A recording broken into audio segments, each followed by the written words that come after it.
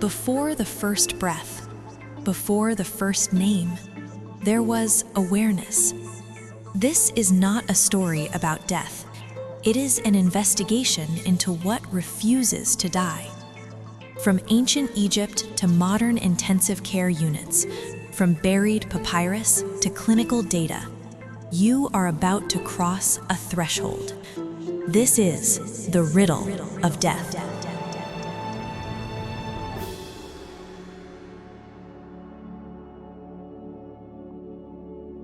Chapter 2: The Brain That Dies Last.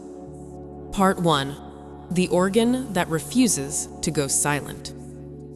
Death, as declared by medicine, is a legal statement. The body, however, does not obey declarations. When the heart stops, circulation collapses within seconds.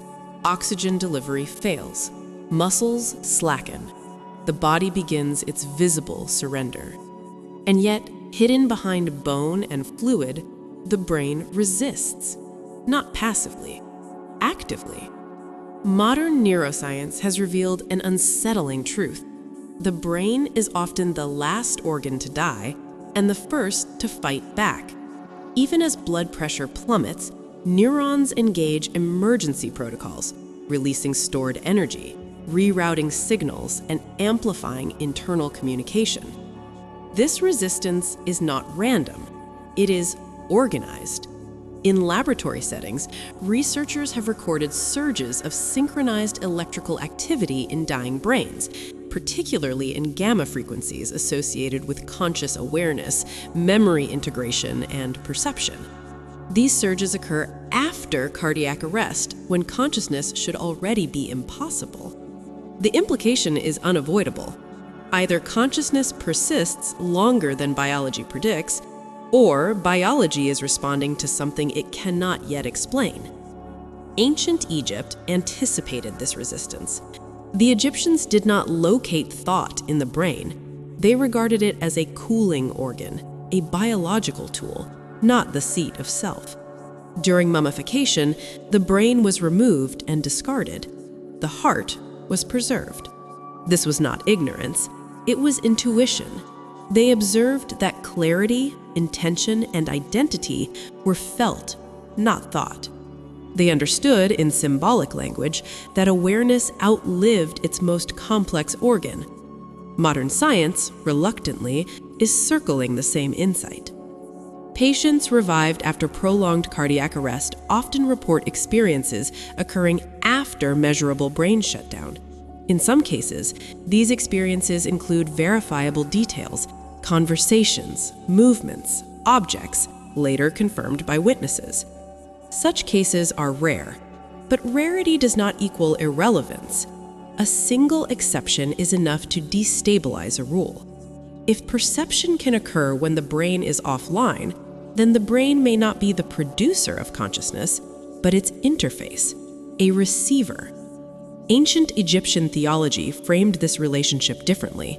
The Ba, the mobile aspect of consciousness, was not confined to the body.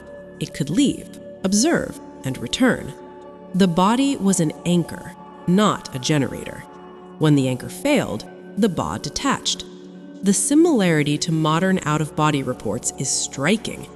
Yet science resists this interpretation, preferring internal explanations. Hallucination, memory construction, neural noise. But hallucinations degrade structure. Near-death experiences intensify it. This contradiction is the fault line of modern consciousness studies. If the brain creates consciousness, it should unravel as the brain fails. Instead, it sharpens. This suggests that the brain's final act may not be to generate awareness, but to release it. The Egyptians encoded this moment ritually. Spells were spoken to guide the Ba during separation, not to summon it, but to stabilize its orientation. Orientation is the key. Disorientation leads to dissolution. and dissolution was the true fear of ancient Egypt, not death, loss of coherence. In the next movement of this chapter, we will examine whether modern neuroscience can explain this resistance, or whether the brain's final surge points toward a function older than biology itself.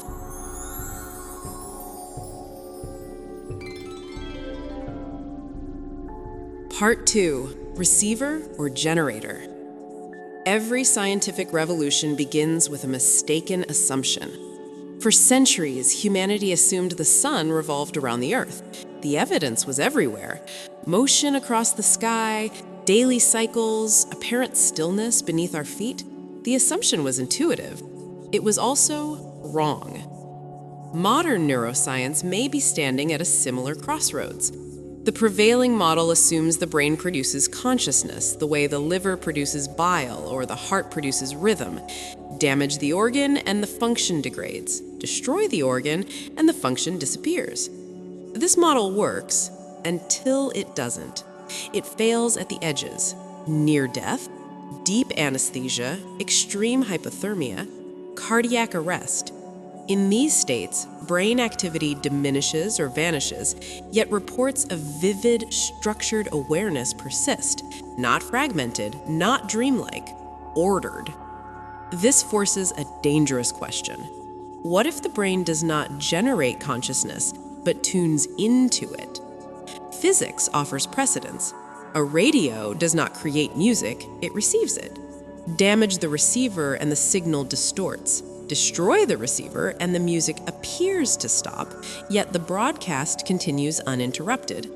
This analogy is imperfect, but it is instructive. Ancient Egypt adopted a remarkably similar intuition. The body was never treated as the origin of identity. It was a vessel, a temporary alignment of elements allowing consciousness to localize. The Ba was mobile. The Ka sustained vitality. The Ak emerged when alignment was complete. The brain, in this framework, was irrelevant. Modern scientists find this notion uncomfortable, not because it lacks evidence, but because it undermines material certainty. If consciousness is fundamental, if it exists independently of neural matter, then death does not extinguish it. It merely breaks reception. Neuroscience has attempted to close this door. Studies show correlations between brain states and conscious states. Alter the brain, alter experience. This is true, but correlation is not causation.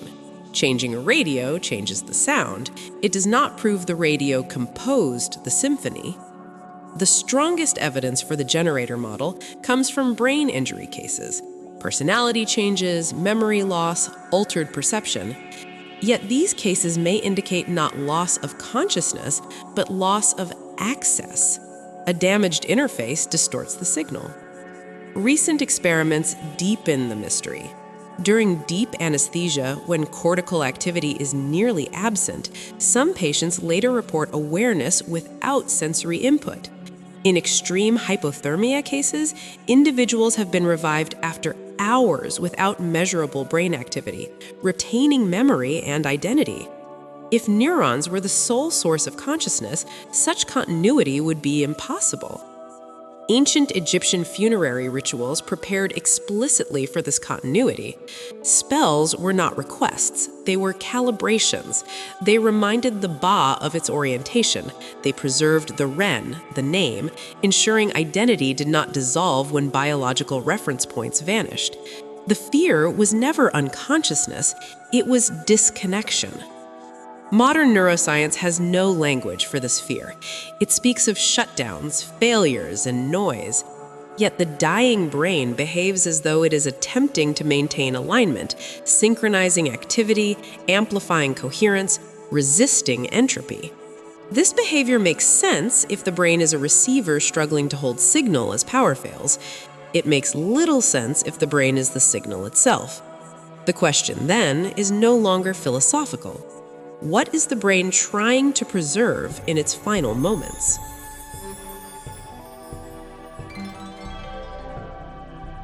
Part 3. Memory without neurons. Memory, according to classical neuroscience, is fragile. It depends on synaptic strength, hippocampal integrity, neurotransmitter balance. Disrupt the network and recall degrades.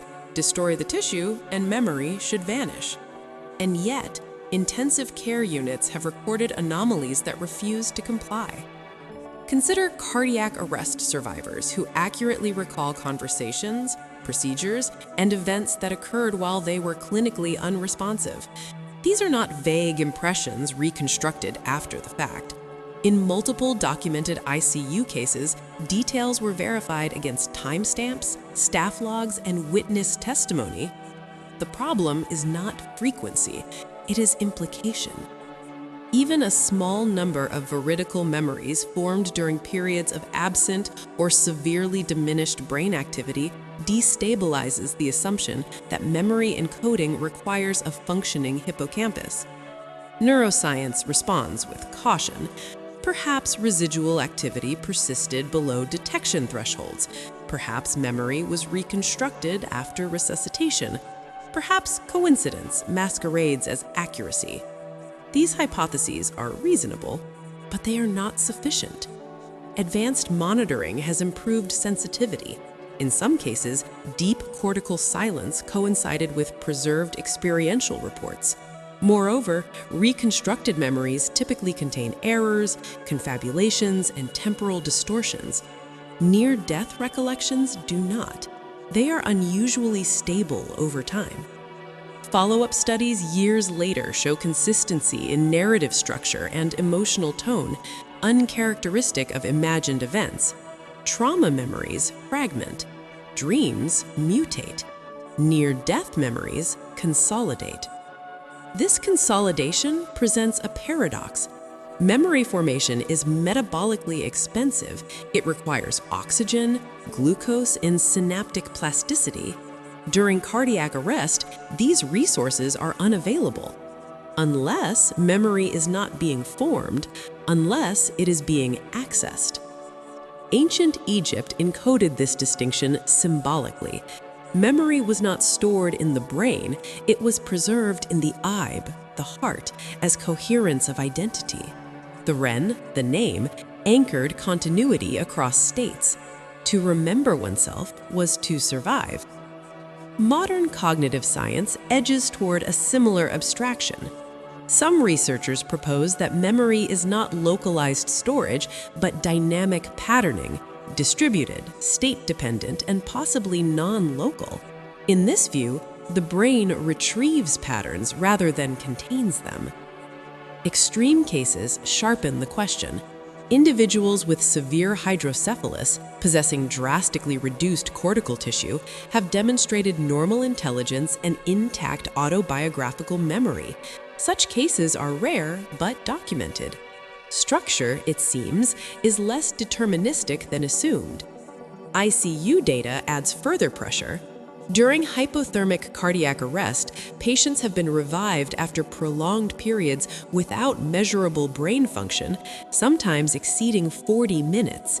Upon recovery, they retain identity, language, and long-term memory.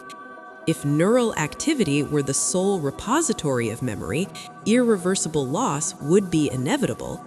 It is not. This suggests a buffering mechanism, something that preserves informational continuity when biology fails. The ancient Egyptian funerary texts anticipated this need. They did not focus on preserving tissue, they focused on preserving pattern. Spells reinforced identity, names were repeated, symbols stabilized orientation. The goal was not to remember facts, but to remember oneself. Modern patients describe the same phenomenon. They do not recall random data, they recall meaning. They recall relationships. They recall moral weight. This selectivity is telling. If memory were purely mechanical, it would degrade indiscriminately. Instead, it condenses around coherence. In physics, systems under extreme stress shed noise and preserve structure. Information collapses toward invariance. Consciousness, facing biological collapse, may do the same. The ICU becomes a modern echo of the ancient tomb.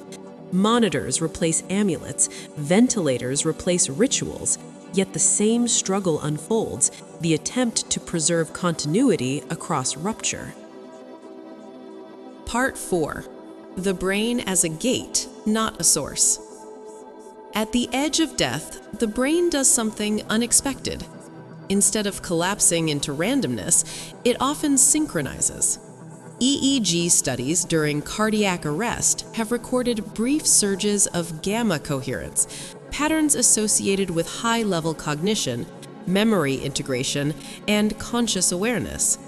These surges occur precisely when oxygen is depleted and survival is no longer possible. From a purely material perspective, this makes no sense. A failing engine should sputter, not align. Unless alignment is not a byproduct of survival, but a prerequisite for transition. The dying brain behaves less like a generator losing power and more like a system attempting to open a channel. In ancient Egypt, gates were not metaphors. The duat was mapped as a sequence of thresholds. Each gate required recognition, orientation, and coherence. Chaos was danger. Confusion meant annihilation. The worst fate was not punishment, it was dissolution. To pass, the soul had to remain whole. Modern neurology describes something strikingly similar. As death approaches, neural networks collapse inward, reducing complexity, shedding peripheral processing, preserving core identity functions. The brain simplifies. In information theory, this is not failure, it is optimization. Systems approaching boundary conditions compress toward invariance. The final neural coherence may represent the brain's last and most important function, maintaining the integrity of conscious pattern as biological support fails. This reframes the question entirely. The brain does not create consciousness, it interfaces with it. Life maintains the interface, death releases it.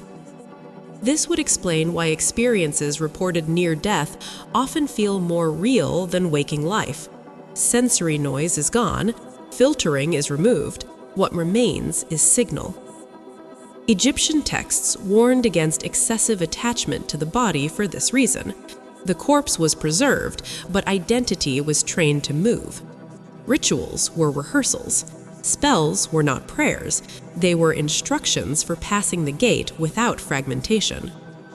Modern humans perform no such training. We die unprepared.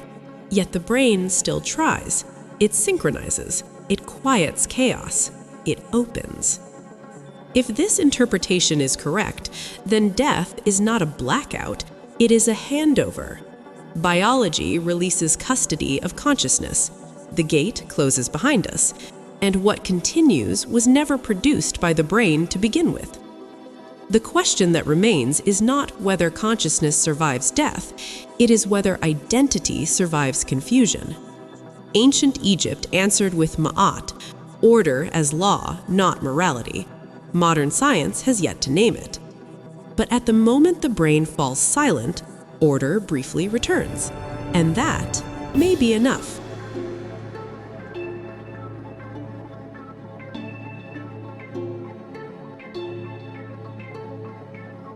Chapter 3. Time Beyond the Threshold. Part 1. Outside Linear Time. Time, as humans perceive it, is a river. It flows forward, relentlessly. Past recedes, future beckons. Memory anchors the present in the illusion of continuity. But death dissolves this current. Near-death experiences consistently report dislocation of temporal perception. Minutes stretch to hours, hours collapse to seconds. Events are remembered out of sequence.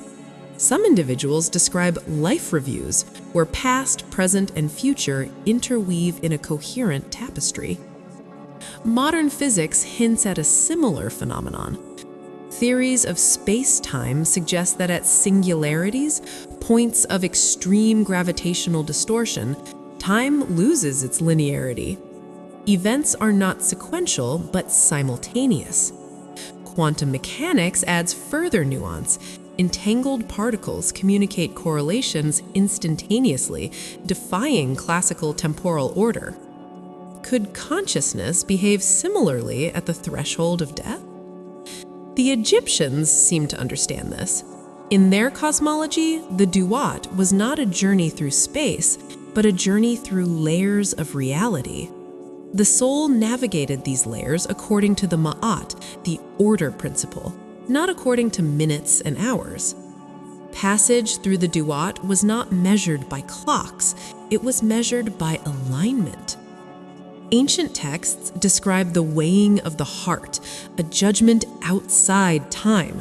The heart was weighed not at a moment, but across a continuum of existence.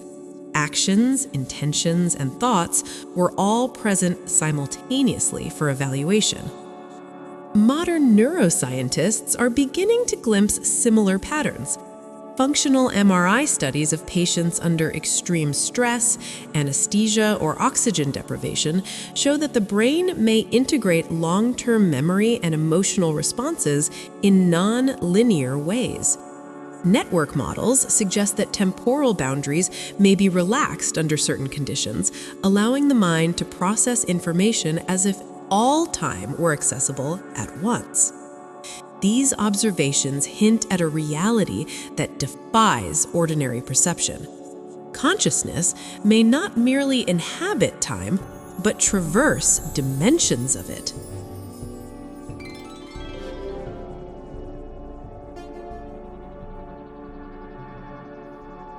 Part 2. Life Review and Memory Integration. The phenomenon commonly called the life review is reported with remarkable consistency among near-death survivors. Witnesses describe a panoramic sequence in which memories are not recalled as isolated episodes, but as an interconnected mosaic.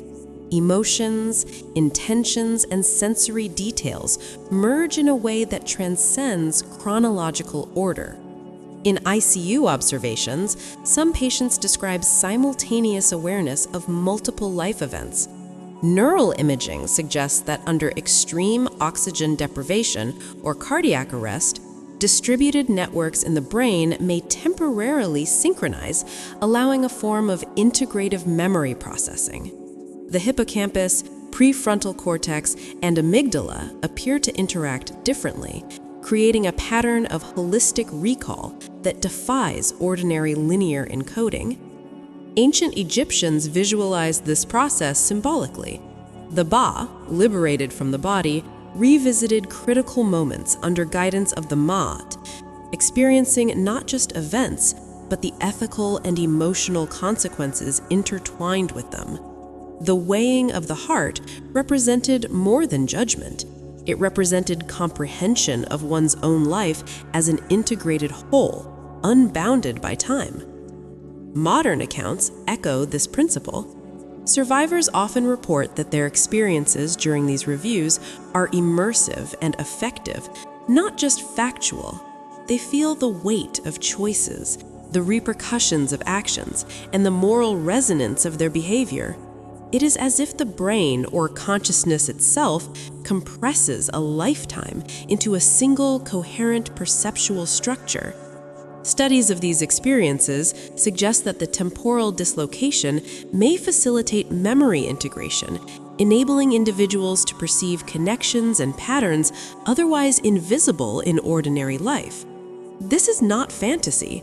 Reports include verifiable observations, relational understanding, and intuitive insights that extend beyond personal experience. This integration appears to be selective. Peripheral or inconsequential memories are often filtered out. The essential narrative of identity, relationships, and moral decisions remains intact. Information theory might describe this as a compression of signal-to-noise ratio under extreme conditions. The Egyptians called this refinement of consciousness the Akh, transformation into a coherent spiritual entity. Survival, in their view, was not about maintaining the body, but about preserving the structure of identity across temporal discontinuity. The ICU becomes a modern echo of this ancient understanding. Under the brink of death, human consciousness may briefly operate outside linear constraints, experiencing a holistic integration of past, present, and potential futures. The life review is not merely a memory replay. It is a synchronization of self with itself across the folds of time. Part 3. Transcendence and Identity Beyond Death. Beyond the review of life lies a territory even more enigmatic, the persistence of identity when the body and even linear time no longer constrain experience. Reports from near-death and clinical death survivors suggest that the sense of self persists as an autonomous, coherent field. Individuals describe awareness that transcends location, sensation, and temporal sequence. Some report observing events in other rooms, witnessing medical procedures, or sensing the presence of other beings without physical interaction. Neuroscience struggles to explain these accounts. Traditional models localize consciousness within cortical networks dependent on synaptic connectivity. Yet documented cases, verified by ICU staff, indicate awareness occurring in the absence of measurable brain activity. In physics, this resembles a system decoupled from local constraints, yet still coherent, a non-localized field maintaining pattern integrity. The Egyptians encoded this intuition millennia ago. The Ba, the spiritual double, could move freely, while the Ka provided vitality and the Ren preserved identity across dimensions. The Ak represented the synthesis, a conscious, coherent self able to navigate realms beyond physical limits. Modern accounts align with this ancient framework. Survivors consistently report the continuity of moral and personal identity even while disembodied. The consciousness experienced is not fragmented, it is holistic, aware, and ethically resonant. Individuals often return with profound insight, a heightened understanding of relationships, and a recalibration of values. Some researchers propose that consciousness may exist as a fundamental layer of reality, accessed rather than produced by the brain. The brain serves as an interface, a receiver of experience within the physical world. In death, this interface is temporarily or permanently removed, revealing a broader, non-local domain of awareness. This transcendence is not mystical, but phenomenological and scientifically documented. Functional brain imaging, EEG, and corroborated witness reports provide a growing body of evidence that consciousness can persist in altered states independent of ordinary neural activity. Identity, then, is resilient. It is structured not solely by neurons, but by patterns, ethical, relational, and informational, that may exist beyond space and time. Ancient Egyptian rituals, with their spells, amulets, and symbolic orientation of the dead, anticipated the scientific revelation. The preservation of self required more than the body. It required guidance, calibration, and recognition of continuity across thresholds. Part 4. Crossing the duat, integration and return. The final passage is the crossing itself. Survivors describe a sense of transition, a movement through a corridor of light, sound, or resonance that is neither fully seen nor fully heard. This corridor is analogous to the duat, not as a physical location, but as a multi-dimensional threshold of consciousness. In documented clinical cases, patients report a profound clarity, an integrative perception in which their life, its consequences, and their relationships are instantaneously comprehended. The experience is immersive, binding cognitive, emotional, and moral dimensions into a coherent whole. Ancient Egyptians ritualized this journey. Guidance from spells, orientation of the corpse, and symbolic objects were not magical in the sense of altering reality. They were tools to calibrate consciousness, ensuring safe passage and coherent return. The ba and ka were directed, stabilized, and reintegrated with the body and the ren. Modern interpretations echo these insights. The life review, transcendent awareness, and eventual return to the body reflect a similar structure: separation, integration, and reintegration.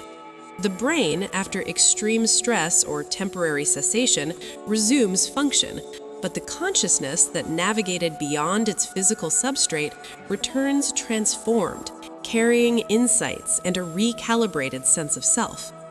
This integration is delicate. Misalignment may result in confusion, disorientation, or psychological trauma. Proper passage ensures not only survival, but the continuity of identity, bridging the threshold between life and death seamlessly. The cinematic culmination is striking. Individuals report an overwhelming sense of order restored, connections understood, and a reinvigorated ethical compass. Time regains its linearity, yet the memory of the journey through the duat lingers, a testament to consciousness navigating the boundaries of existence. Death, therefore, is neither annihilation nor mere biological failure. It is a passage through thresholds, a testing of coherence, and for those who return, a transformation guided by principles that ancient civilizations intuited long before modern neuroscience could measure them.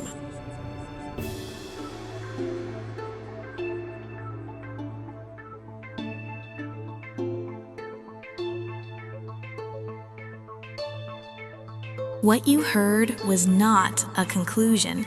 It was a signal. The journey does not end here. In the next chapter, we go deeper, where science hesitates and ancient knowledge remembers. Until then, stay awake.